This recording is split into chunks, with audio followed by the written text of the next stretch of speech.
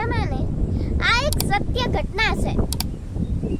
અંગ્રેજી માધ્યમની એક શાળામાં એક મીટિંગ બોલાવવામાં આવે છે, જેમાં તેમના પ્રિન્સિપલની ફરિયાદ હતી કે તેમની શાળાનો એક બાળક ક્યારેય પેરેન્ટ મીટિંગમાં પોતાની માતાને લાવતો નથી અને તેની માતા પણ ક્યારેય પેરેન્ટ્સ મીટિંગમાં આવતી નથી.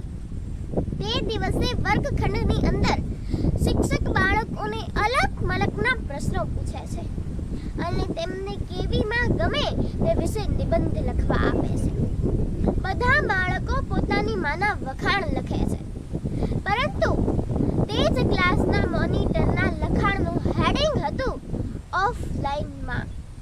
મારે માં તો જોઈએ છે, પણ ઓફલાઈન. મારી માને વાંચતા નહીં આવડતું હોય તે ચાલશે, પણ તે મારી સાથે સમય કાઢીને મારી સાથે આવે તેવી માં જોઈએ છે. મારે જીન્સ અને ટી-શર્ટ પહેરે તેવી માં નથી જોતી. મારે ચિંટુના મમ્મી જેવી સાડી પહેરતી માં જોઈએ છે, જેના ખોળામાં માથું નાખીને હું સૂઈ શકું. મારે માં તો જોઈએ છે, પણ ઓફલાઈન, જે મારા અને પપ્પા માટે તેના મોબાઈલ કરતાં પણ વધારે સમય કાઢી શકે. રાત્રે સૂતી વખતે મોબાઈલ ગેમની જગ્યાએ મને વાર્તાઓ સંભળાવીને સુવડાવે. ઓનલાઈન પિઝા ના મંગાવે. મારા અને બા બાપુજી માટે સમયસર જમવાનું બનાવે.